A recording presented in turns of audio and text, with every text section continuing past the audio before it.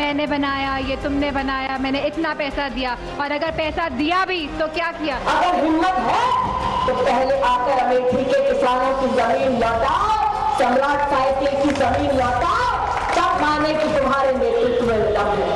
बहुत होने वाले हो रहे हैं, बहुत दुनिया है देश में, इस प्रदेश में बहुत साल हो गए। चुनाव नजदीक आया तो सैकई के राजकुमार ने अचानक अपनी म्यान से तलवार निकाली। कह रहे हैं कि हमारे कार्यकर्ता हमारे साथ बदसलूकी की है, ये झूठ उगल रहे हैं आप। गुंडों, बदमाशों, माफियाओं, अराजक, भ्रष्ट व सांप्रदायिक तत्वों के जंगल राज का खात्मा कर दिया जाएगा, सफाया कर दिया जाएगा। मैं अखिलेश और राहुल को कहूंगी, गधे से ही सीखो, अपने बाप दादों की कमाई नहीं खाता, बेचारा खुद मेहनत करता है। आप बताओ। नमस्कार, आपके साथ मैं हूं विशाल कालरा। दंगल में आज बात नारी शक्ति की, चाहे समाजवादी पार्टी हो या फिर बीजेपी, बीएसपी हो या फिर कांग्रेस, यूपी के चुनाव में इस बार महिलाओं का पूरा दमखम दिख रहा है। सबसे पहले बात करते हैं समाजवादी पार्टी से डिंपल यादव की, जो अपने पति के लिए एक मजे हुए नेता की तरह न सिर्फ जनता से वोट मांग रही हैं, बल्कि वो अपने खास अंदाज में विरोधियों को निशाना भी बना रही हैं।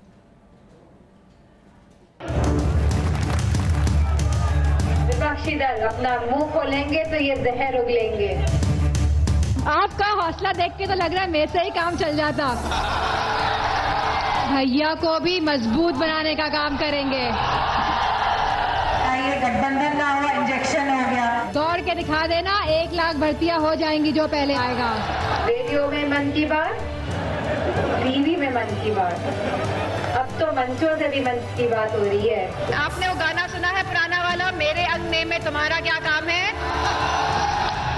बहू भी, पत्नी भी, माँ भी और राजनेता भी, एक चेहरा और कई किरदार, यही है डिंपल यादव की पहचान। उत्तर प्रदेश की राजनीति में इससे पहले डिंपल यादव के नाम की इतनी चर्चा कभी नहीं रही। चौराहों पे 100 नंबर की गाड़ी दिख रही है कि नहीं दिख रही है?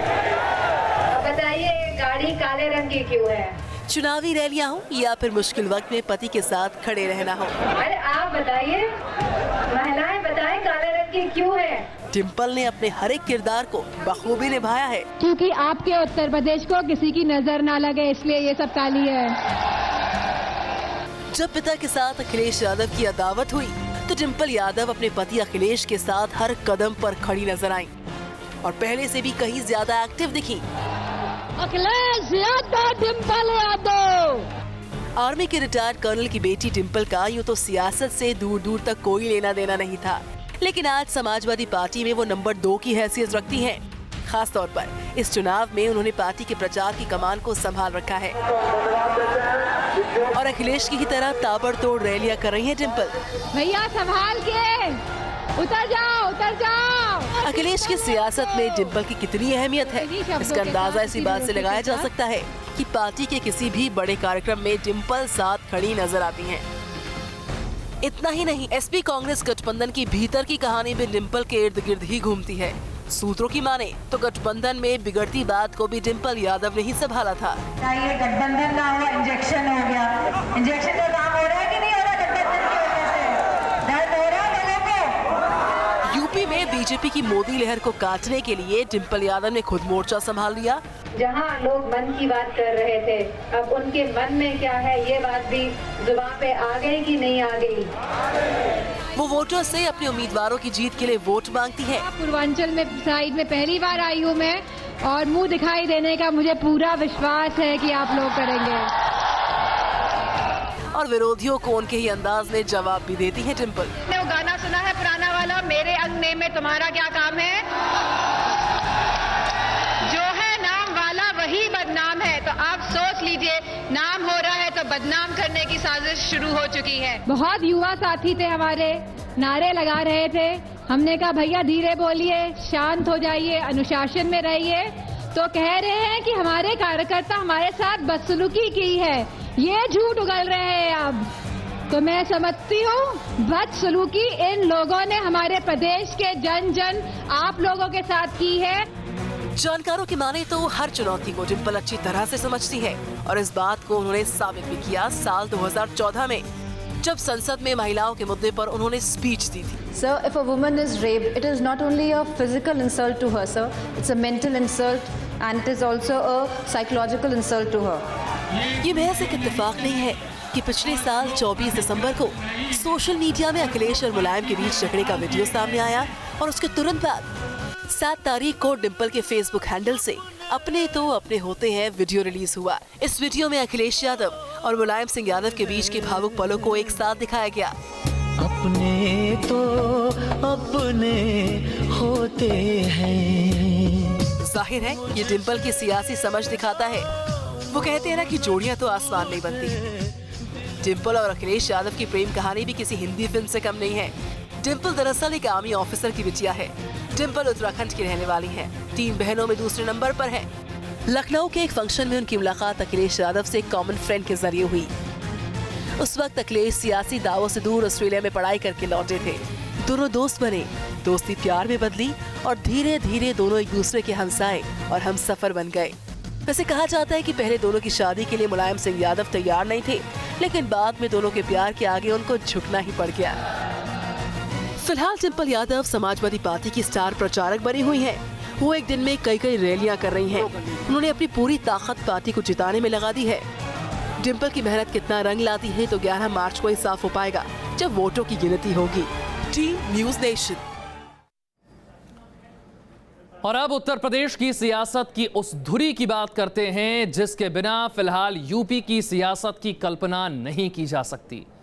लंबे समय से बीएसपी की डोर मायावती के हाथ में है और वो भी पार्टी को मजबूत करने में जोर शोर से जुटी हैं। He is negative Dalit man. UP की सियासत की कल्पना मायावती के बगैर नहीं की जा सकती। समाज के सम्मान में ये वो हस्ती है जो देश के सबसे बड़े सूबे उत्तर प्रदेश की 4 बार मुख्यमंत्री रही और जिनके लिए इस बार का विधानसभा चुनाव किसी अग्नि परीक्षा से कम नहीं है। प्रधानमंत्री अब क्या कहते हैं कि यहाँ पर जब विरोधी पार्टियों की सरकारें रहती हैं तो हिंदुओं के त्योहार आते हैं तो उनके साथ पक्षपात वाला रवैया अपनाया जाता है। दलित समाज से आने वाली मायावती के लिए मुश्किलें कम नहीं थी। वो बनना तो आईएएस ऑफिसर चाहती थी, लेकिन बीएसपी के संस्थापक कांशीराम के संपर्क में आने के बाद वो सियासी डगर पर उतर गई। साल 1989 में मायावती को बिजनौर लोकसभा सीट से जीत मिली और इसी जीत ने बीएसपी के लिए संसद के दरवाजे खोले। 1989 के आम चुनाव में बीएसपी को 3 सीट्स मिली थी। उत्तर प्रदेश में 10% और पंजाब में 8.62% वोट मिले थे। बीएसपी का कद बढ़ रहा था और अब वो एक राजनीतिक पार्टी बनकर उभर रही थी। इस दौरान मायावती पर कांशीराम का भरोसा भी बढ़ता गया। लेकिन 2 जून 1995 की घटना ने मायावती की जिंदगी बदल दी। 1993 में समाजवादी पार्टी और बीएसपी गठबंधन की सरकार बनी। मुलायम सिंह यादव मुख्यमंत्री बने। साल 1995 में बीएसपी ने मुलायम सिंह यादव से समर्थन वापस ले लिया। मुलायम सिंह के समर्थकों ने लखनऊ गेस्ट हाउस को घेर लिया। इसके ठीक बाद उसी दिन बीजेपी ने बीएसपी को समर्थन देने का ऐलान कर दिया। इस घटना के अगले ही दिन मायावती पहली बार यूपी की मुख्यमंत्री बनी। कांशीराम की बीमारी और उनके निधन के बाद मायावती ने बीएसपी की पूरी जिम्मेदारी को संभाला। 2007 में प्रदेश में विधानसभा चुनाव होने थे। पार्टी जीत के लिए रोड मैप तैयार कर रही थी। मायावती ने महसूस किया कि वो अकेले दलित मुस्लिम वोट्स के बलबूते नहीं जीत पाएंगी, लिहाजा उन्होंने अपने गुरु कांशीराम के पुराने फॉर्मूले को अपनाया और पार्टी की रणनीति को सर्व समाज के लिए तैयार किया, जिसका नतीजा ये हुआ कि प्रदेश में बीएसपी को विधानसभा में 206 सीट्स का प्रचंड बहुमत हासिल हुआ। हालांकि साल 2014 में बीएसपी को लोकसभा चुनाव में किसी भी सीट पर जीत हासिल नहीं हुई। पार्टी को एक भी सीट नहीं मिल पाई, लेकिन बीएसपी का वोट प्रतिशत जरूर बढ़ा।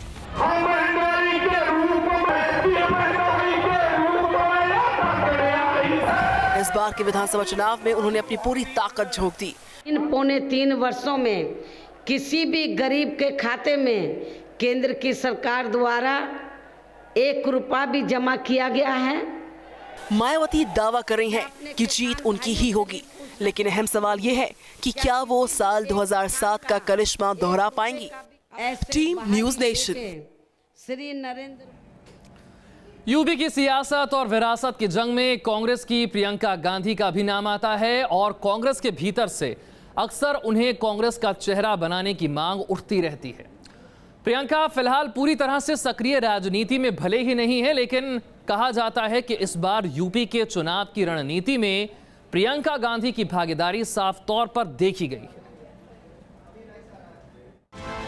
पंडित नेहरू से इंदिरा गांधी तक, राजीव गांधी से लेकर सोनिया गांधी तक, राहुल से लेकर प्रियंका गांधी तक, सियासत में गांधी परिवार की विरासत को आगे बढ़ाने का जिम्मा जहां राहुल गांधी पर है, तो वहीं कांग्रेस के पास एक ऐसी नारी शक्ति है जिसकी तरफ कांग्रेस टकटकी लगाए देख रही है। राजनीतिक नक्शे पर हाशिए पर खड़ी कांग्रेस के लिए प्रियंका एक ऐसी संजीवनी का नाम बनती जा रही है जिसके दम पर पार्टी यूपी में सत्ता में लौटने का सपना देख रही है। यूपी में प्रियंका की मौजूदगी से ही कांग्रेस के कैडर में नई जान आ जाती है।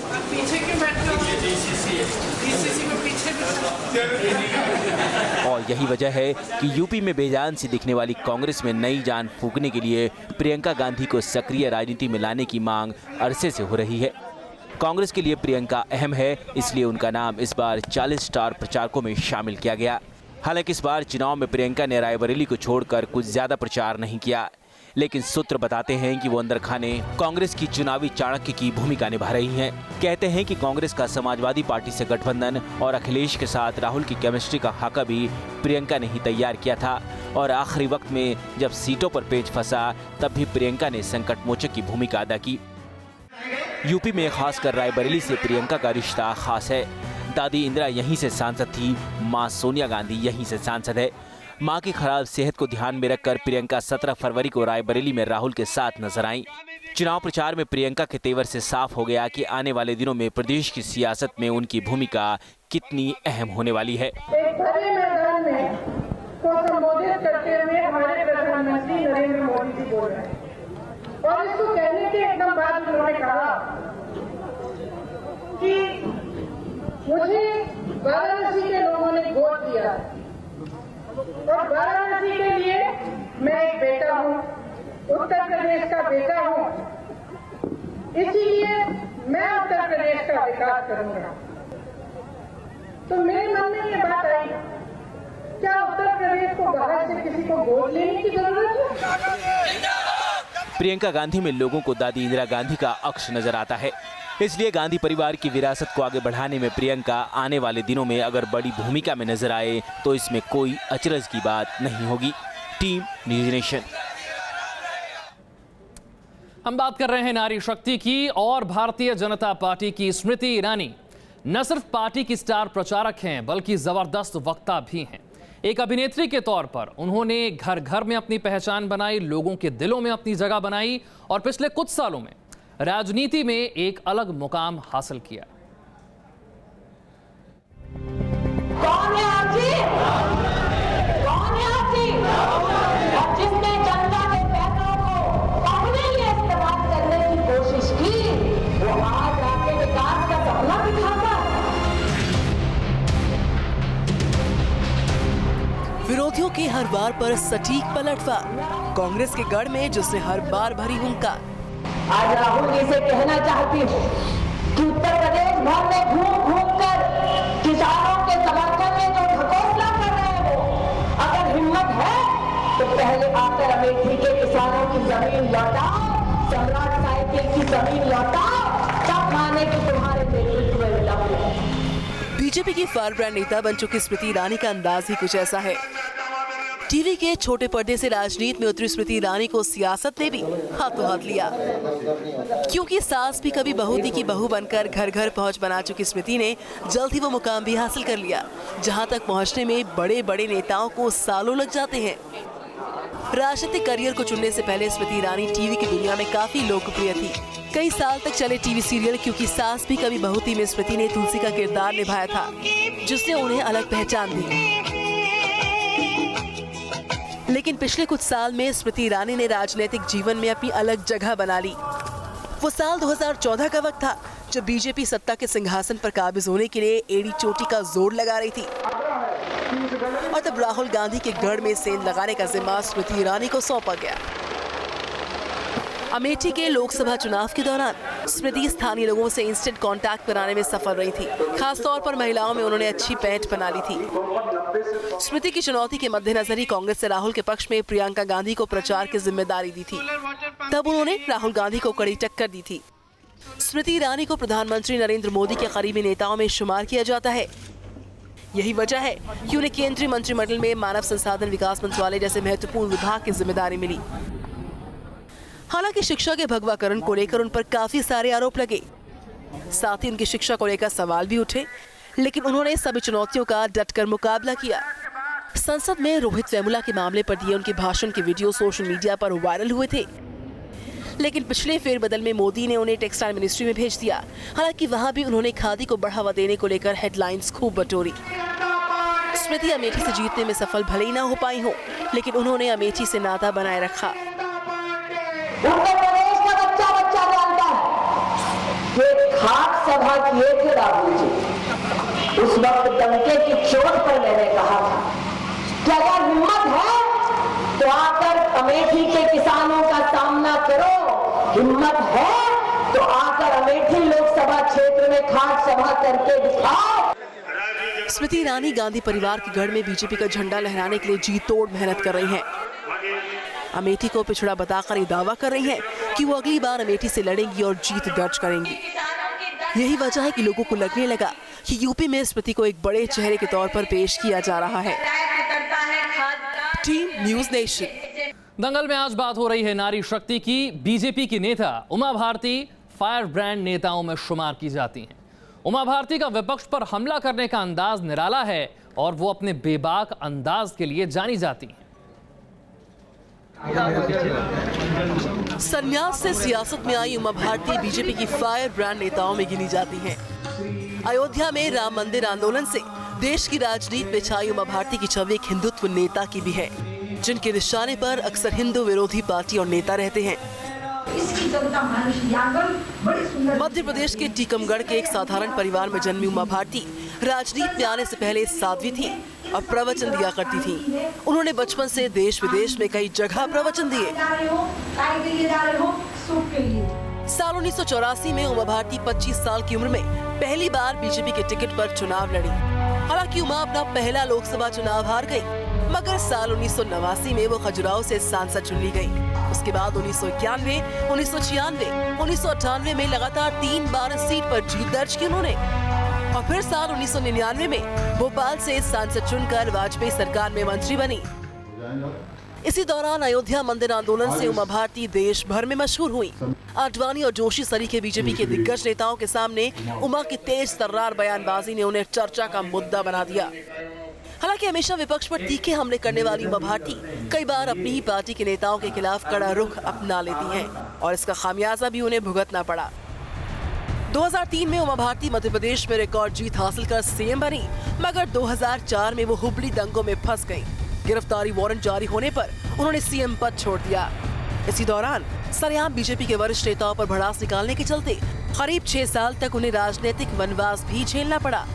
बीजेपी से दूरी के चलते उन्होंने भारतीय जनशक्ति पार्टी भी बनाई, लेकिन 2011 में वो एक बार फिर से बीजेपी में शामिल हुई।